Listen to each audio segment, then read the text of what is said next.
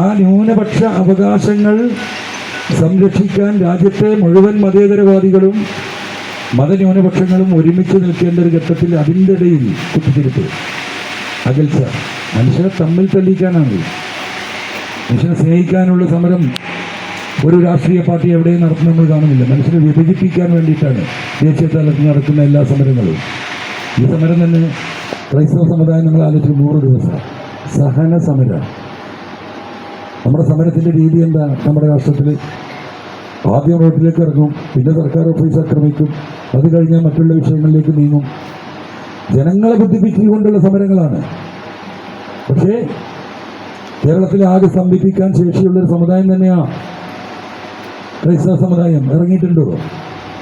ഈ ഒരു സമരത്തിന് അവർ പ്രത്യക്ഷ സമരത്തിലേക്ക് വരുമ്പോൾ ക്രൈസ്തവ സമുദായം മാത്രമല്ല, ഇവിടുത്തെ മറ്റു ന്യൂനപക്ഷങ്ങളും ഇവിടുത്തെ ഭൂരിപക്ഷ സമുദായവും ഈ വിഷയത്തിൽ നിങ്ങളോടൊപ്പം ഉണ്ടാകുമെന്ന കാര്യത്തിൽ ഒരു തർക്കമില്ല. അപ്പോൾ വിഭജനങ്ങൾ ഉണ്ടാക്കുക, അതിൽ നമ്മൾ വശംവദരാകാതിരിക്കുക.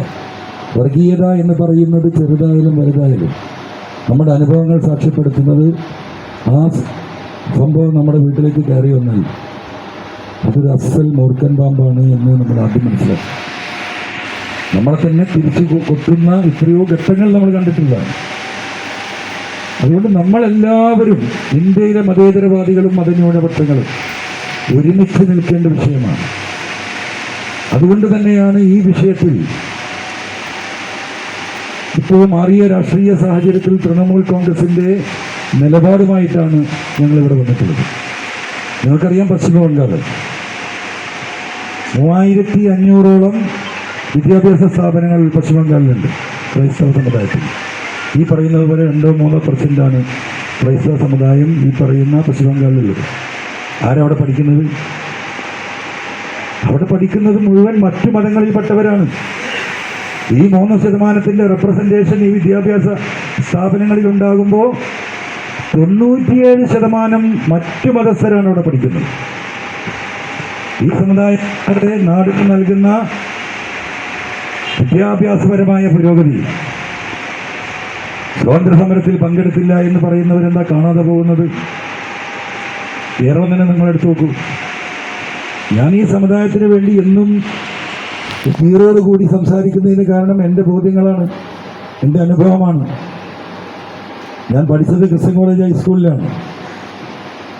നമ്മുടെ വിദ്യാഭ്യാസം തുടങ്ങുന്നത് അവിടെയാണ്. ബാലജന സഖ്യത്തിലൂടെയാണ് ഈ മനുഷ്യൻ്റെ മുന്നിൽ കയറി നിൽക്കാൻ 2 വാക്ക് പറയാൻ നമ്മൾ പഠനം തുടങ്ങുന്ന 6ാം ക്ലാസ്സിൽ കോഴിക്കോട് ക്രൈസ്തവരിൽ. ഇത് തൊട്ട് ബാക്കിലായിരുന്നു ഞങ്ങൾ താമസിച്ചിരുന്നത്.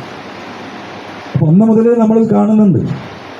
ഇപ്പോൾ പെയിൻ ആൻഡ് പാലിയേറ്റീവ് ഒക്കെ നമ്മുടെ നാട്ടിൽ വലിയ എന്താ പറയുക സംഭവങ്ങളായി മാറി.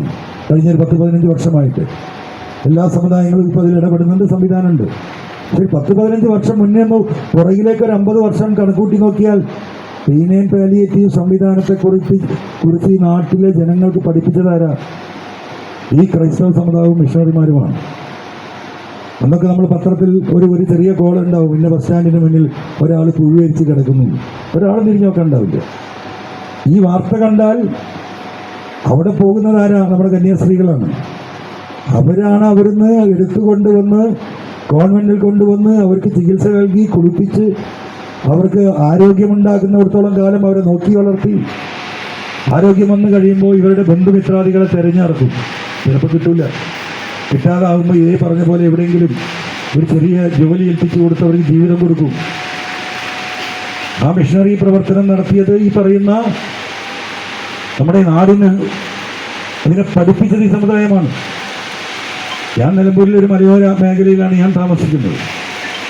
അവിടെയുള്ള മുഴുവൻ വിദ്യാഭ്യാസ സ്ഥാപനങ്ങൾ എടുത്തു നോക്കിയാൽ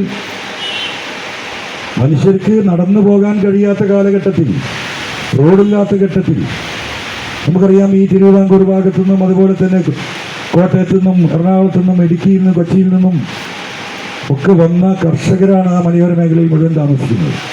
അവരാണ് കൃഷി ഉണ്ടാക്കാൻ പഠിപ്പിച്ചത്.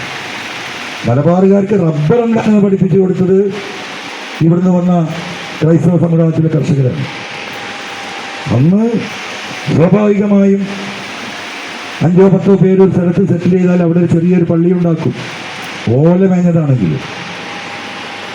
അവിടെ പഠിക്കാനുള്ള സംവിധാനം, പള്ളിയോടൊപ്പം ഒരു പള്ളിക്കൂടം, ബഹുമാനായ ചാവറച്ചൻ്റെ ആ കൺസെപ്റ്റാണ് ഇന്ന് ഈ മലയോര മേഖലയിൽ കാണുന്ന ഇന്ന് ഉയർന്നു നിൽക്കുന്ന ഈ വിദ്യാഭ്യാസ സ്ഥാപനങ്ങൾ മുഴുവൻ. അപ്പോൾ ഈ നാടിന് ഒരുപാട്, ഈ നാടിൻ്റെ ഉയർച്ചയ്ക്ക്, കേരളത്തിൻ്റെ വിദ്യാഭ്യാസ പുരോഗതിയല്ലേ ഇന്ന് നമ്മൾ ഈ ആത്മാഭിമാനത്തോടു കൂടി ഇവിടെ നിർത്തുന്നത്.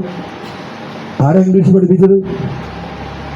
കേരളം വിദ്യാഭ്യാസപരമായി മുന്നേറിയത് കൊണ്ടാണല്ലോ ഈ പ്രവാസ ലോകത്തേക്ക് കടന്നുപോയി ലോകത്തിൻ്റെ വിവിധ രാജ്യങ്ങളിൽ രാജ്യത്തിൻ്റെ വ്യക്തിമുദ്ര മാത്രമല്ല നാടിൻ്റെ വ്യക്തിമുദ്ര പതിപ്പിക്കാൻ സാധിച്ചത്. അതെന്തുകൊണ്ട് അവർക്ക് ഇപ്പോൾ ഇംഗ്ലീഷാണ്.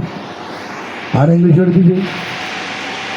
അങ്ങനെ നമ്മൾ നോക്കുമ്പോൾ എല്ലാ മേഖലയിലും ഈ നാടിൻ്റെ പുരോഗതിക്ക് വേണ്ടി വലിയ സംഭാവനകൾ ചെയ്തവരും ഇപ്പോഴും ചെയ്തുകൊണ്ടിരിക്കുന്നവർ ഈ സമുദായമാണ് എന്നതിൽ എനിക്ക് വ്യക്തിപരമായിട്ട് ഒരു അഭിപ്രായമില്ല. പക്ഷെ അത് അംഗീകരിച്ചു കൊടുക്കണ്ടേ? എന്നാലോ ഇന്നത്തെ സ്ഥിതി എന്താ? ഈ സമുദായമാണ് ഏറ്റവും കൂടുതൽ പീഡനം അനുഭവിക്കുന്നത്.